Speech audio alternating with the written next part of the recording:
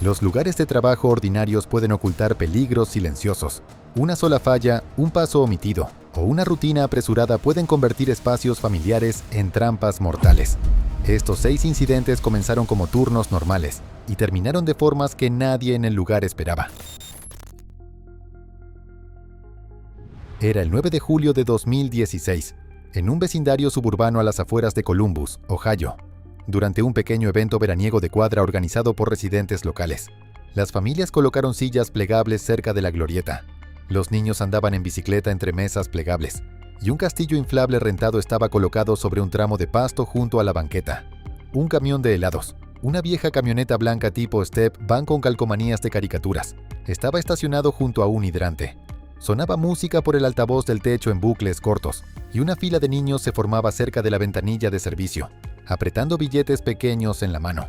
El camión pertenecía a David Mercer, un vendedor independiente de 45 años que trabajaba rutas de temporada.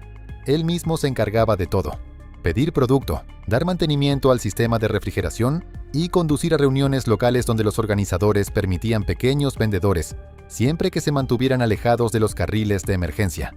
La unidad de enfriamiento del camión estaba dentro de un compartimento metálico en la parte trasera. Usaba un sistema de refrigerante R404A, presurizado con un compresor portátil diseñado para mantener los carritos congeladores por debajo de cero. En días calurosos, David a veces abría la compuerta lateral de servicio para liberar presión si el medidor del tanque subía demasiado. Esa tarde, la temperatura superó los 32 grados Celsius. El compresor entraba en ciclo una y otra vez y la condensación goteaba sobre el pavimento. David vendió helados de manera constante durante casi una hora. La fila se redujo alrededor de las 2 de la tarde, cuando los niños se fueron acercando a un aspersor que alguien había conectado a una manguera de jardín. David accionó el freno para cerrar la ventanilla de servicio y caminó hacia la parte trasera del camión. Más tarde, los testigos recordaron haberlo visto abrir la compuerta lateral y asomarse hacia adentro con una llave en la mano. Ya había hecho esto decenas de veces en rutas anteriores. Dentro del camión, el medidor del compresor mostraba una presión por encima del rango habitual. Se sabía que la pequeña válvula de alivio en el costado del tanque tendía a atorarse cuando hacía mucho calor, en lugar de apagar por completo el sistema. Lo que habría calentado los helados y provocado un retraso. Es probable que David intentara un reinicio manual rápido. Se inclinó sobre la unidad, apoyando una mano en la pared interior. En ese momento, la válvula de alivio de presión no se abrió, y la carcasa del compresor, ya sometida a tensión, se rompió por una unión cerca del borde soldado. La gente afuera escuchó un solo chasquido metálico, seco pero no muy fuerte, seguido por una nube de vapor pálido que salió por la abertura de la compuerta. Algunos pensaron que solo era la línea de refrigeración liberando presión. Una pareja que estaba junto a una hielera cercana volteó, pero no reaccionó. El camión no se sacudió ni se incendió. No hubo fuego, ni una explosión dramática. El radio de la explosión fue pequeño, contenido en su mayoría dentro del compartimento. Pero a esa distancia, la ruptura por presión lanzó fragmentos metálicos y gas superenfriado, con suficiente fuerza como para ser letales. El altavoz de la música siguió repitiendo su bucle. Un niño se acercó a la ventanilla y esperó unos segundos antes de llamar. Como no hubo respuesta, uno de los padres se acercó y notó que la compuerta lateral estaba ligeramente abierta. Llamó a David por su nombre a través de la abertura, pero no vio ningún movimiento. El vapor se aferraba a las superficies interiores como si fuera niebla. El padre abrió más la compuerta y vio a David desplomado contra el marco, cerca de la unidad del compresor. Uno de los residentes cercanos usó su teléfono para llamar a los servicios de emergencia, aunque no había un incendio activo ni un peligro visible. Algunos adultos se quedaron junto al camión, pero no intentaron mover nada después de notar metal expuesto y escarcha sobre la unidad del compresor. El operador les indicó que se mantuvieran alejados y esperaran. Nadie volvió a acercarse a la compuerta después de confirmar que no respondía. Para el final de la tarde, el camión de helados estaba acordonado con la misma cinta plástica que había marcado el área del castillo inflable. Los adultos permanecían a cierta distancia, hablando en voz baja. A la mayoría de los niños los redirigieron hacia el extremo opuesto de la calle sin explicarles demasiado. Entre los adultos comenzó a correr la voz de que David había muerto al instante por la explosión de presión dentro de la carcasa del compresor, y que la fuerza le provocó un trauma interno fatal antes siquiera de caer al suelo. Al caer la noche llegó una grúa y enganchó la camioneta por la parte delantera. Su cuerpo permaneció adentro, junto con la unidad, ya que no estaba permitido retirarlo en plena calle. El camión fue remolcado lentamente. La compuerta lateral seguía cerrada. El evento continuó. pero el área donde había estado estacionado el camión permaneció vacía. Una hielera con bebidas frías cerca de ese lugar quedó intacta durante el resto de la noche. Era el 2 de septiembre de 2017, en un parque de diversiones regional en las afueras de Osaka, Japón. El parque acababa de terminar un largo fin de semana festivo, y la mayoría de los visitantes ya se habían ido. Uno de los juegos interiores oscuros, una atracción de movimiento lento con figuras animadas y efectos de sonido, había estado funcionando sin parar desde la mañana. El personal notó un movimiento rígido en una de las figuras animatrónicas que giraba la parte superior del cuerpo durante una escena. El problema no detuvo el juego, pero provocaba un tirón breve que mantenimiento pensaba revisar después del cierre. Satoshi Nakamura, de 29 años, trabajaba como técnico de atracciones. Había completado capacitación en electromecánica y era responsable de las revisiones rutinarias de servicio. Su trabajo incluía dar mantenimiento a los animatrónicos que operaban detrás de muros temáticos y escenografías montadas. El antiguo panel de control de la atracción tenía un modo de prueba que permitía a los técnicos activar una sola figura a la vez. Para acceder a ciertos puntos de enlace, el personal usaba un angosto conducto de mantenimiento debajo del piso del juego. El conducto apenas tenía el ancho suficiente para una sola persona, con una escalera recta hacia abajo y muy poco espacio para moverse una vez adentro. Esa noche, Satoshi y otro técnico se quedaron después del cierre para investigar el movimiento atorado. Hicieron un plan rápido. Satoshi entraría al conducto y observaría el actuador desde abajo, mientras su compañero se quedaría en la consola de control. También había un aprendiz de mantenimiento en un compartimento cercano para monitorear pruebas del sistema de audio.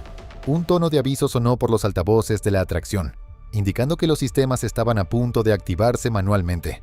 Satoshi bajó por la escalera con una pequeña linterna y una llave sujeta al cinturón. Las paredes del conducto estaban muy cerca, y la parte inferior de la plataforma del animatrónico quedaba apenas unos metros por encima de su cabeza. El mecanismo de enlace estaba conectado a un sistema giratorio del torso usado durante la secuencia del espectáculo. El técnico en la consola avisó en voz alta que iba a iniciar un ciclo de prueba. La luz de la consola cambió de reposo a modo de prueba, y el sistema comenzó su movimiento programado. El parque había actualizado recientemente el software de control, y uno de los bloqueos de seguridad, diseñado para congelar el movimiento cuando se detectaba alguien dentro del conducto, había estado fallando. En revisiones anteriores, a veces no registraba una persona dentro cuando se anulaba manualmente el seguro de entrada. Mientras la secuencia avanzaba, la figura animatrónica sobre Satoshi inició su rutina de reinicio, que incluía un giro del torso de izquierda a derecha y un movimiento de cabeza combinado con el cierre de una compuerta de acceso que normalmente sellaba la parte inferior durante la operación para mantener el realismo de la escena. El mecanismo giró como estaba previsto, pero como Satoshi estaba justo debajo, la pieza en movimiento lo aplastó contra la pared lateral del conducto. El compañero en la consola escuchó un golpe metálico y gritó. De inmediato presionó el gran botón de paro de emergencia. Sin embargo, el sistema de control siguió funcionando durante unos segundos más para completar el ciclo de movimiento en curso, porque todavía había comandos almacenados en cola. Era una falla conocida en unidades antiguas de control de atracciones que no se detienen por completo a media animación, a menos que se corte toda la energía. Un aprendiz en el compartimento contiguo escuchó el grito y bajó por una escalera secundaria conectada a otra parte del sistema de conductos. Desde ese ángulo, pudo ver a Satoshi atrapado contra la pared, con la parte superior del torso presionada por el enlace metálico. Según su relato, Satoshi no se movió ni hizo ningún sonido después del impacto inicial. El enlace se detuvo en su límite suave y quedó atorado en esa posición, lo que dificultaba revertirlo manualmente. Las herramientas que usaba para mantenimiento seguían sujetas a su costado, intactas. El interruptor principal de energía fue apagado desde el cuarto de breakers, y el animatrónico quedó congelado a medio recorrido. Debido al espacio tan reducido y a la forma en que el mecanismo se había bloqueado, no fue posible rescatarlo de inmediato. El personal permaneció cerca del conducto, pero no intentó desarmar el enlace sin autorización oficial del fabricante de la atracción. El juego permaneció cerrado el resto del fin de semana. Se colocó una reja de mantenimiento en la entrada, y la consola de control fue marcada como fuera de servicio. El parque registró el hecho en su bitácora de incidentes y contactó al proveedor del equipo para inspeccionar la falla en la secuencia del bloqueo de seguridad antes de realizar más pruebas. Era el 8 de marzo de 2015, en un acuario costero del sur de Australia. La instalación dependía de un gran sistema de captación de agua de mar que extraía agua de una bahía mar adentro a través de una serie de tuberías y bombas. Esa agua alimentaba múltiples tanques y exhibiciones, incluyendo una zona de astillero y una sección de arrecife de coral. Para mantener todo en funcionamiento, un equipo de técnicos en sistemas marinos realizaba revisiones regulares de las líneas de captación. Estos sistemas usaban una succión muy potente, y cualquier obstrucción por algas o desechos tenía que retirarse manualmente a través de compuertas de acceso ubicadas a lo largo de los túneles de servicio. Liam O'Connor, de 34 años, era uno de los técnicos asignados al mantenimiento de ese día. La rutina de mantenimiento requería procedimientos de bloqueo y etiquetado para aislar secciones de la tubería mientras los trabajadores retiraban la acumulación. También era obligatorio que otro técnico permaneciera junto a la compuerta para monitorear los medidores y anunciar las lecturas de presión.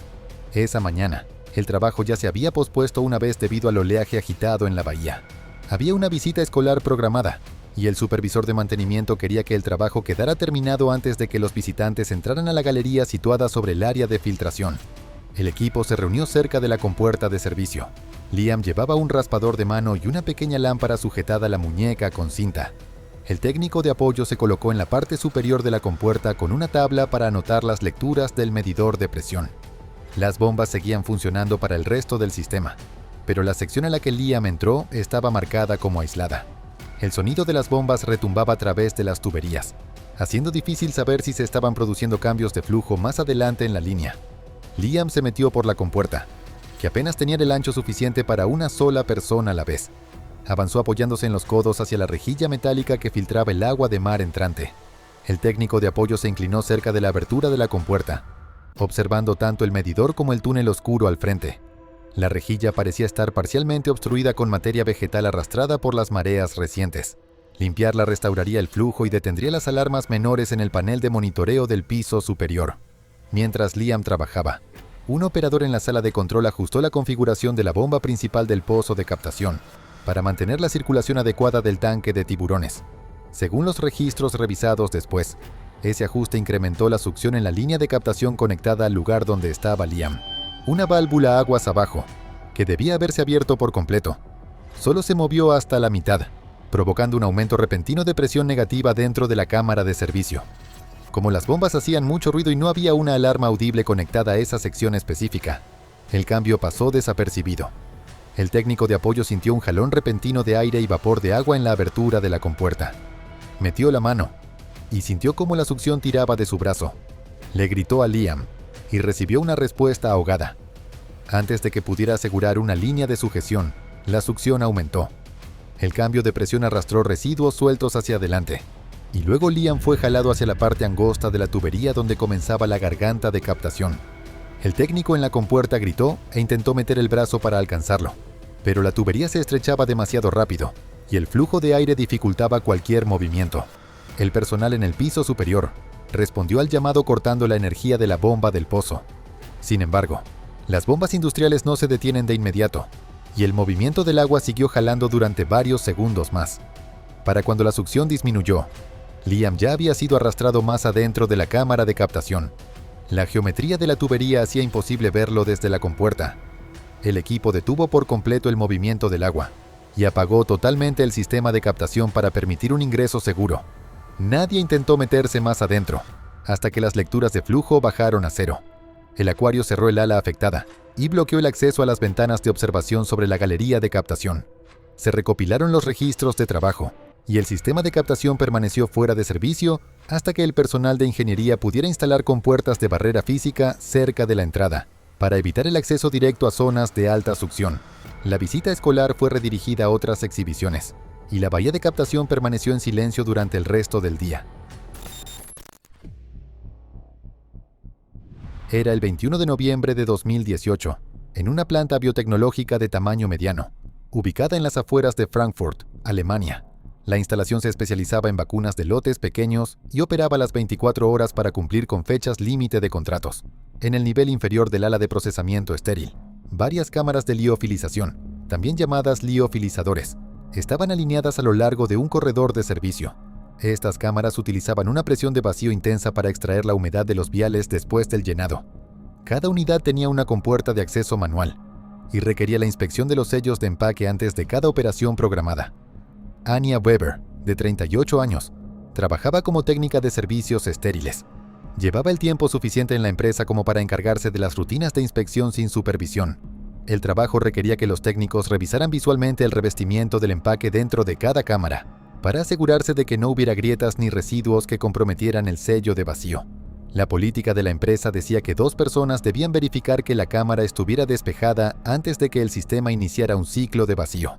En la práctica, los turnos nocturnos solían trabajar con poco personal, y las tareas se repartían entre quienes estuvieran disponibles. En ese turno, un operador en entrenamiento fue asignado a la consola de control mientras Anya se encargaba de la inspección física. La inspección se realizó poco antes de la medianoche.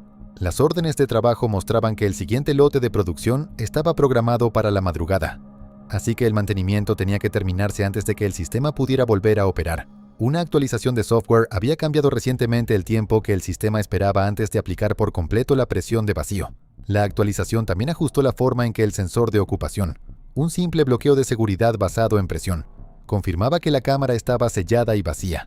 Varios técnicos habían notado que el sensor a veces no detectaba una persona dentro si la compuerta solo estaba parcialmente asegurada. Anya abrió la compuerta y entró arrastrándose en la cámara con una lámpara portátil. Revisó el anillo metálico del empaque y usó un trapo para limpiar residuos de las esquinas. El operador de control, ubicado en una pequeña consola con luces de estado y una pantalla táctil, preparó la revisión previa al vacío. Él creyó que la compuerta ya estaba cerrada porque las luces indicadoras mostraban un sellado parcial, algo que el nuevo software marcaba por error como listo.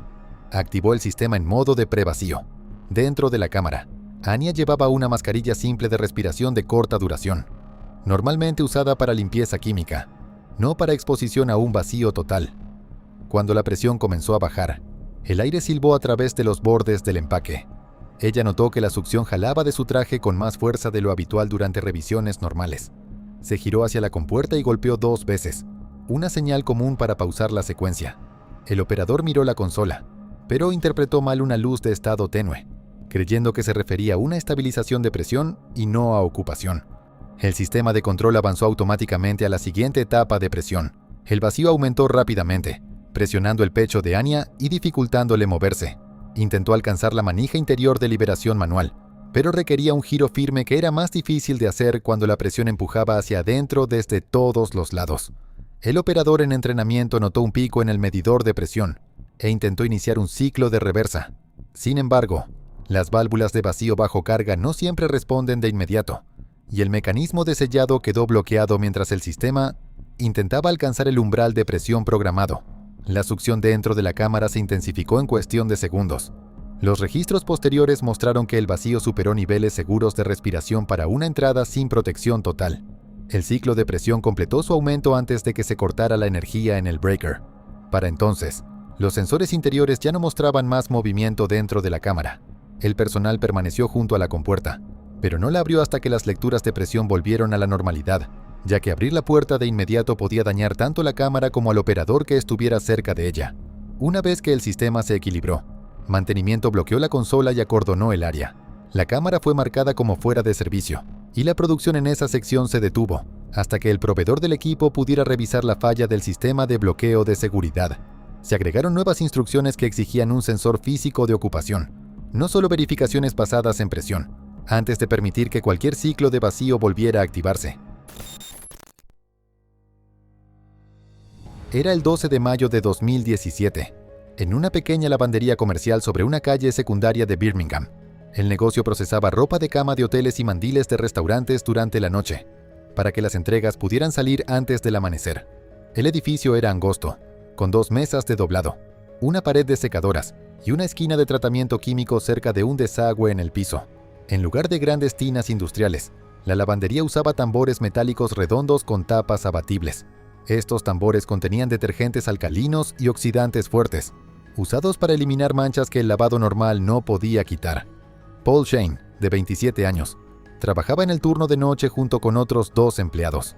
El horario nocturno era simple: tratar previamente las manchas, cargar los tambores, hacer los lavados y apilar la ropa limpia en carritos de plástico para su recolección. Había carteles de seguridad pegados en la pared, pero no existían listas formales de verificación, ni hojas de firma como en plantas más grandes. Los trabajadores solían manejar los tambores de remojo uno por uno, usando protectores faciales delgados y guantes de hule, no trajes completos de protección. El encargado les decía con frecuencia que mantuvieran cerradas las tapas de los tambores cuando se alejaran, pero la vigilancia de esa regla era relajada. Uno de los tambores había sido marcado más temprano esa noche, porque un montón de trapos de cocina no se había sumergido por completo, dejando una costra química gruesa alrededor del borde. Si no se retiraba, se endurecería y retrasaría el siguiente lote. Paul solía encargarse de esas limpiezas porque era el único que se sentía cómodo inclinándose sobre el tambor. Llevaba el cabello recogido y usaba guantes y protector facial, pero no respirador. No había una persona asignada para acompañarlo en la tarea del tambor. Todos simplemente iban rotando labores, dependiendo de quién estuviera cerca. Los otros 2 trabajadores estaban en el área de doblado, acomodando manteles, cuando Paul se acercó al tambor. Un temporizador en la pared que marcaba la cuenta regresiva para la entrega. Mostraba que faltaban menos de 2 horas para la recolección. Paul dejó la tapa abierta y usó un raspador metálico para desprender la acumulación química pegada al costado. La superficie de la solución se veía espesa y lenta por la reacción química. El piso alrededor del tambor estaba mojado por salpicaduras anteriores, dejando una zona resbalosa alrededor de la base. Cuando Paul se inclinó hacia adelante para alcanzar más profundo, el piso mojado hizo que su bota resbalara. Perdió el equilibrio y cayó de frente dentro del tambor, hundiendo la parte superior del cuerpo en la solución ácida. Sus piernas quedaron sobre el borde de la plataforma, pero el líquido espeso lo jaló hacia abajo. Los vapores químicos subieron rápidamente, dejando un olor penetrante en el aire. No había ningún sensor de alarma, solo un leve sonido de burbujeo proveniente del tambor. Uno de los trabajadores en el área de doblado escuchó el golpe metálico de la tapa al moverse y caminó hacia allá. Pensó que Paul había tirado alguna herramienta, pero al llegar al área del tambor vio la tapa medio abierta y a Paul parcialmente sumergido, luchando dentro del líquido espeso. El trabajador pidió ayuda e intentó jalar a Paul por los hombros, pero la mezcla química era densa y generaba succión, lo que dificultaba sacarlo. El otro empleado corrió a buscar una correa de lavandería que normalmente se usaba para arrastrar bultos de ropa, y entre los 2 intentaron pasarla por debajo de los brazos de Paul. Los vapores les hacían llorar los ojos y la visibilidad alrededor del tambor era mala. Después de varios intentos, lograron sacarlo del tambor, pero Paul se desplomó cerca de la plataforma, sin responder, debido a la exposición química y la posible inhalación de vapores.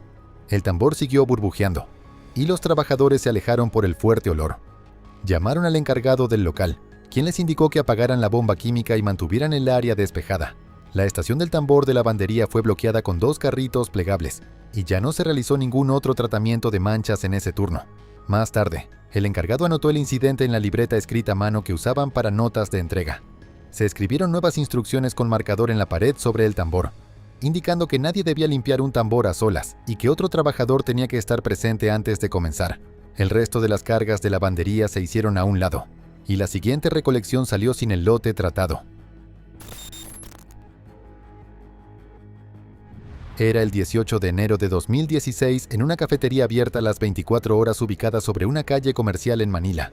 La sucursal operaba con personal mínimo durante la noche, y con frecuencia dejaban a una sola persona para cerrar el local después del flujo de clientes de la noche. El interior de la cafetería era angosto, con un mostrador de servicio frente a la entrada, una tarja para trapeador en la esquina del fondo y una fila de ventiladores de techo instalados antes de que la sucursal fuera renovada para aparatos más nuevos. Sobre la tarja del trapeador había un ventilador de techo con una cubierta metálica que, según el personal, traqueteaba cada vez que funcionaba a velocidad alta. El mantenimiento se había solicitado meses antes, pero las reparaciones se habían pospuesto repetidamente porque la unidad todavía funcionaba. Rosa Delgado, de 23 años, cubría sola el turno de cierre esa noche. Sus tareas de rutina eran barrer, limpiar superficies, hacer el último ciclo de lavado de utensilios y trapear el piso antes de cerrar. Un enchufe cerca del mostrador se había usado toda la noche para hacer funcionar un espumador de leche, y se había formado condensación alrededor de la clavija por el agua derramada de una jarra de vapor. El piso permanecía húmedo, sobre todo alrededor de la tarja del trapeador, y en el pasillo entre el mostrador y las mesas. Rosa llenó la cubeta del trapeador, y empezó a limpiar el piso de loseta. Usaba un trapeador con mango metálico, el modelo estándar de la sucursal, cuando intentó alcanzar debajo de una mesa baja cerca de la pared del fondo. Extendió el mango del trapeador hacia adelante y por instinto usó la mano libre para sostenerse tocando la cadena colgante del ventilador de techo que estaba arriba. El ventilador seguía girando en velocidad baja, haciendo un leve clic mientras daba vueltas. Dentro de la cubierta del ventilador, una unión de cables expuesta se había aflojado debido a una reparación rápida anterior. Los cables tenían el aislamiento desgastado, y el punto de contacto estaba muy cerca de la estructura metálica del ventilador. Cuando el mango metálico del trapeador se elevó, hizo contacto con el soporte metálico del ventilador, que estaba energizado por el cableado defectuoso. Un breve arco eléctrico brilló en el punto donde el mango tocó el soporte. Rosa se echó hacia atrás, pero el piso mojado hizo que resbalara, como aún sostenía el mango metálico del trapeador. Su cuerpo completó el circuito entre la estructura energizada del ventilador y la superficie mojada del piso, que actuó como vía conductora. La descarga fue silenciosa e inmediata, sin que se disparara el breaker, ya que el sistema de puesta a tierra de la sucursal había quedado comprometido durante una reparación anterior del techo. Un compañero de trabajo que había llegado 15 minutos antes para el siguiente turno abrió la puerta trasera y escuchó un sonido opaco, como de algo ligero golpeando la loseta.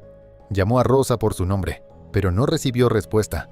Al caminar hacia la tarja del trapeador, la vio desplomada en posición casi sentada sobre el piso mojado, con las piernas ligeramente dobladas y el mango metálico del trapeador descansando sobre su regazo. El ventilador de techo seguía girando, y la cubeta cercana todavía tenía ondas en el agua por el movimiento de unos momentos antes. El compañero no la tocó, y en cambio, fue hacia el interruptor de pared para cortar la energía del circuito principal de luces y ventilador. Una vez que las aspas del ventilador comenzaron a frenarse, se acercó más. La escena estaba quieta y en silencio, sin chispas ni humo a la vista. Para cualquiera que la viera, parecía simplemente que se había desplomado mientras limpiaba. El gerente de la tienda llegó después de ser contactado e indicó al personal que bloquearan la entrada con sillas plegables y colocaran un letrero de cerrado en la puerta. El enchufe que alimentaba el espumador fue desconectado y se les dijo a los empleados que no usaran el área de la tarja del trapeador hasta que se hiciera una inspección. La cubierta del ventilador no fue tocada hasta que llegó un electricista para retirar la unidad. La cafetería suspendió las operaciones nocturnas durante 2 noches y colocó un aviso temporal, indicando que la razón era mantenimiento eléctrico. Más tarde, un contratista volvió a cablear la conexión del ventilador y reemplazó el enchufe cerca del mostrador, marcando ambas áreas como zonas restringidas durante las horas de limpieza. La empresa actualizó su política interna, estableciendo que los turnos de cierre debían tener a 2 trabajadores presentes cuando se realizaran labores de limpieza en piso mojado, especialmente cerca de instalaciones antiguas en el techo. El abismo no grita, susurra, y tú has decidido escuchar. Este viaje fue solo un fragmento de lo que aún queda por revelar. Y si estás aquí, al final, es porque algo en ti también quiere respuestas. Gracias por sumarte, por apoyar este contenido y por formar parte de esta comunidad que crece a la sombra del misterio. Te invito a suscribirte, a dejar tu comentario, a encender esa campanita para que no te pierdas nada, porque lo que viene es aún más profundo. Hasta la próxima entrega, cuando la oscuridad vuelva a hablar y tú decidas, una vez más, escuchar la voz del abismo.